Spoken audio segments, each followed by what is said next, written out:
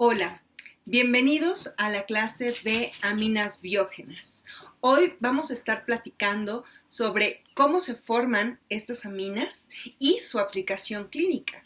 Entonces, te voy a dar un panorama general sobre la clasificación de los neurotransmisores, porque será el principal enfoque que le dé a esta clase. Nos vamos a ir una por una explicando cómo se forman y cuál es su aplicación clínica.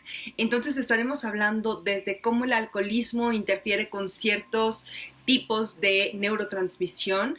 Hablaremos, por ejemplo, de las vías dopaminérgicas, de las adicciones, del Parkinson. Hablaremos sobre la participación de estas moléculas, no nada más en la neurotransmisión, sino además también su participación en otros sistemas, como es el caso de la histamina y su importancia en inmunología y, por ejemplo, en la función gástrica. Para iniciar, entonces hablaremos sobre cómo se clasifican los neurotransmisores. Y si bien esta parte del conocimiento no es totalmente bioquímica, más bien estamos hablando como de fisiología, para mí es muy importante que puedas ubicar en dónde estamos para que puedas integrar este conocimiento a los conceptos que has aprendido previamente, pero también en el futuro, cuando empieces a hablar de estas moléculas y la aplicación, por ejemplo, en la explicación de ciertas patologías o incluso en la sala de urgencias, sepas siempre de dónde venimos. Vamos a ver. Cuando hablamos de los neurotransmisores, es importante reconocerlos pues como sustancias que median la señalización química entre las neuronas. Y una de las clasificaciones más comunes es aquella que las divide en moléculas pequeñas, péptidos y gases. En justo esta clasificación de moléculas pequeñas tenemos la aparición de la acetilcolina, tenemos a los aminoácidos, como ejemplo el glutamato o la glicina. En el siguiente tipo tenemos a las aminas biógenas, justamente el tema de esta clase. Las aminas biógenas proceden de la descarboxilación de algunos aminoácidos y tienen esta capacidad de neurotransmisión. Dependerá del tipo de receptor prácticamente para que podamos definir si esta neurotransmisión es inhibitoria o excitatoria. Esto en términos generales, poco a poco voy a ir explicándolo mejor. Y por último, dentro de la clasificación de moléculas pequeñas tenemos también a las purinas. La adenosina juega un papel especial en su forma de adenosintrifosfato, en el que puede llevar a cabo esta estimulación o neurotransmisión y por tanto merecen su espacio dentro de este grupo. Dentro de los péptidos se encuentran las hormonas hipotalámicas, tenemos el caso del neuropéptido Y, tenemos por ejemplo a los opioides, tenemos a las taquicininas, tenemos también a el grupo del péptido vasoactivo intestinal y el glucagón. Además de, ya sabes, el grupo de otro tipo de péptidos, como por ejemplo el péptido natriurético cerebral, la neurotensina, la motilina, la insulina, entre, otras moléculas. Y finalmente, dentro del grupo de los neurotransmisores tipo gas o gaseosos, esta clasificación es más o menos reciente y tenemos al óxido nítrico y al monóxido de carbono. Justamente, nuestra clase se va a centrar en la explicación de la bioquímica de los neurotransmisores de molécula pequeña. Sobre todo, vamos a estar centrados en explicar los aminoácidos, en el caso, por ejemplo, del glutamato y la glicina, que son capaces de comportarse como neurotransmisores excitadores en el caso del glutamato e inhibidores en el caso de la glicina. Tenemos también en el caso especial de acetilcolina que es un neurotransmisor y aunque no proviene de los aminoácidos, no quiero perder la oportunidad de hablarte de ella. Se forma a partir de acetilcoenzima y colina y tiene un papel fundamental en la neurotransmisión. Y finalmente, hablaremos sobre las aminas biógenas, que proceden de la descarboxilación de los aminoácidos. Y justamente quiero traerte desde la última clase y lo que hemos estado viendo a cómo llegamos a este punto. Nosotros hemos estado hablando del metabolismo de los aminoácidos, hemos estado viendo cómo se lleva a cabo, por ejemplo, la desaminación, cómo utilizamos el esqueleto hidrocarbonado, hemos estudiado uno a uno el metabolismo de cada aminoácido. Y hay un punto muy importante que es la descarboxilación de ciertos aminoácidos, es decir, retirar el grupo carboxilo y lo que resulta de eso es justamente la obtención de una amina biógena. Vamos a empezar con los ejemplos. Tenemos aquí el glutamato.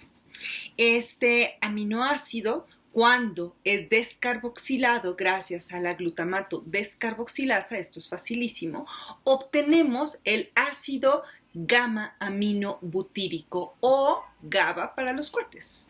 Este aminoácido y su respectiva amina biógena resultan muy interesantes porque resulta que, por ejemplo, el GABA es el principal neurotransmisor inhibidor y el glutamato es el principal aminoácido excitador.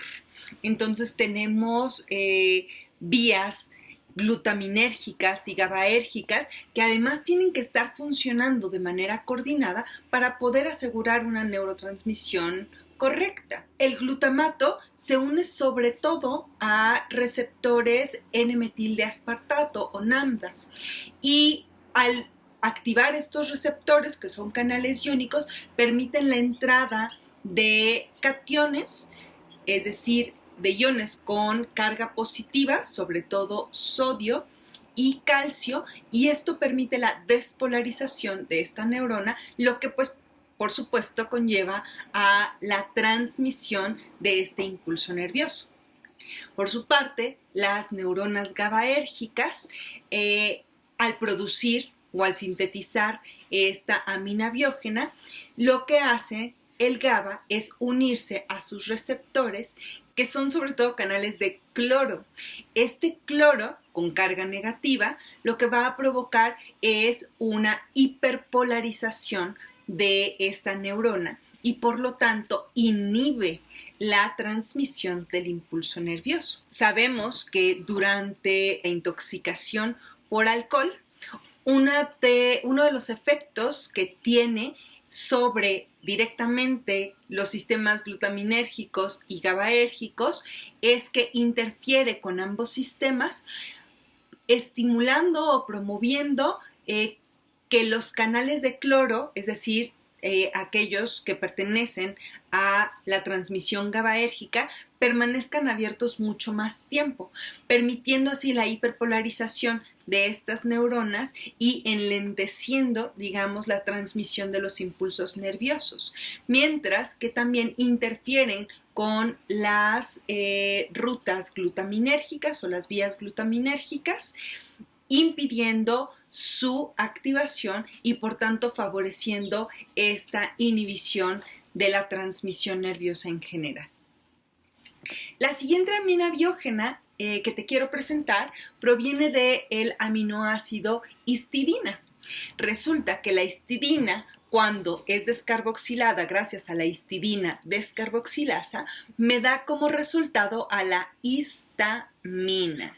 Son diferentes, pon atención. La histamina es una molécula que tiene, de hecho, implicación en diferentes sistemas. Es muy importante porque está presente tanto en las respuestas inmunológicas, específicamente cuando hablamos de inflamación, estar presente también en la respuesta gástrica, ya que su secreción es importante para promover la secreción a su vez de ácido clorhídrico. Y por último, por supuesto, como neurotransmisor. Desde el punto de vista inmunológico, la histamina está contenida en los mastocitos y pues estos mastocitos tienen una función muy importante en la respuesta del sistema inmunológico, no nada más a ciertas bacterias y parásitos, sino que además ayuda a regular otras respuestas inmunológicas. En estos mastocitos, la histamina que es sintetizada, es guardada en gránulos y estos gránulos están ahí listos para que en el momento en el que se dé la señalización para que sea liberada, se tengan suficientes moléculas de histamina para poder provocar la reacción que se busca. En estos gránulos de secreción, los mastocitos no nada más tienen histamina, como tú estudiaste en histología, seguramente, pero que vas a retomar en tus clases de inmunología. En estos gránulos de secreción hay también heparina, hay citocinas proinflamatorias, interleucinas y factores de crecimiento. Entonces, los síntomas de alergia son de hecho mediados por histamina. Cuando una persona es alérgica a algo, esto se da porque la persona en cuestión monta una respuesta, digamos, exagerada a un alergeno o a una sustancia que normalmente no debería de provocar esta respuesta. Así pues, digamos que si una persona es alérgica al polen, este polen que en condiciones normales no debería de provocar ninguna respuesta, cuando el polen entra en el sistema de la persona, activa su respuesta inmunológica y en este caso, por ejemplo, los mastocitos pueden liberar estos gránulos con histamina y la histamina es un potente vasodilatador que activa la respuesta inflamatoria con la intención de proteger al organismo. Te explicaba que esta histamina tiene un poder vasodilatador importante que provoca, de hecho, la inflamación de las membranas y mucosas, esto con la intención de protegerte y es la causante de la sintomatología. Por ejemplo, congestión nasal, pueden producirse estornudos, lagrimeo, además provoca la contracción del músculo liso. Tiene una acción quimioatrayente para los eosinófilos, eso quiere decir que cuando la histamina es liberada al sistema, esto provoca la llegada de más células al sitio de acción, digamos. Estimula la síntesis de prostaglandinas y puede activar también la secreción de moco. Dependiendo de la cantidad de histamina que esté libre en el sistema, pues vamos a manifestar clínicamente el cuadro. La histamina entonces regula en buena parte los cuadros alérgicos, pero no nada más eso. La histamina, por ejemplo, está también presente en la respuesta a los virus respiratorios. Elige el virus de tu preferencia. Podríamos hablar, por ejemplo, de un rinovirus o un adenovirus y estos virus que normalmente te causan una gripe, digamos, normal, que no de ninguna manera se complica, no te va a llevar al hospital, y cuyos síntomas principales pues es la congestión nasal, el lagrimeo, y todos estos datos son causados por la histamina. Pero podríamos hablar, por ejemplo, de un piquete de mosco o el piquete de cualquier insecto, en donde la presencia de lo que este insecto te inocula es captado por el sistema inmunológico, es reconocido como algo nocivo y hay una respuesta de los mastocitos con liberación de histamina que provoca el enrojecimiento, el edema o bueno, el proceso inflamatorio como tal, el dolor y en este caso, por ejemplo, la comezón, el prurito. Cuando nosotros damos antihistamínicos, lo que hacemos es bloquear estos receptores para poder eliminar los datos clínicos que ocasiona esta histamina en el sistema. Hasta ahí la histamina podría parecer bastante inocua, pero quisiera platicarte un poco sobre la anafilaxia, que es una respuesta ultra exagerada que puede poner en riesgo la vida de una persona. Esto podríamos verlo, por ejemplo, en las alergias alimentarias o en algunos casos también de alergias a otro tipo de sustancias, a piquetes, por ejemplo, de abeja o de algún otro insecto, en donde cuando el individuo es expuesto a el alergeno, si este alergeno provoca una respuesta demasiado exagerada o la cantidad de alergeno que ingresa al sistema es demasiada, la respuesta va a ser proporcional. Y si llevamos a un paciente, por ejemplo, a la inflamación de mucosas en tracto respiratorio, con además la contracción de músculo liso, se podría ver comprometida la vía aérea y de esta manera poner en riesgo, como te decía, la vida de la persona. La histamina, además de actuar a nivel inmunológico, tiene también un efecto muy importante a nivel gástrico. Resulta que la histamina es el principal estimulador parácrino de la secreción de ácido clorhídrico. La histamina, como tú sabes, es sintetizada en la mucosa gástrica mediante la descarboxilación, como te explicaba, de la histidina en las células similares a las enterocromafines. Entonces, estas células son estimuladas por la gastrina y que de hecho lo hace a través de los receptores de colecistoquinina para poder activar esta enzima y dar así como resultado la síntesis de histamina. Esta histamina va a ir dirigida hacia los receptores para histamina H2 que están presentes en las células parietales de la mucosa gástrica y como tú sabes, las células parietales lo que hacen es secretar ácido clorhídrico. Entonces, resulta que este es un mecanismo fisiológico importantísimo para poder mantener el pH óptimo de la cámara gástrica, esto con la intención de tener el efecto digestivo necesario, pero además también para la óptima activación de ciertas enzimas. Y con esto pues estamos hablando de la digestión. Existen ciertas patologías o ciertas condiciones en donde hay un incremento en la producción de ácido clorhídrico y que esto puede provocar laceración en la mucosa gástrica, es decir, lesiones en la mucosa gástrica, y si esta mucosa gástrica se lastima, este ácido clorhídrico es capaz de quemar y esto podría provocar una úlcera que a la vez podría empezar a sangrar, provocando sangrado de tubo digestivo alto y en un panorama mucho más grave, pues esta úlcera podría incluso llegar a perforarse poniendo en riesgo la vida del paciente, provocando clínicamente un cuadro de abdomen agudo.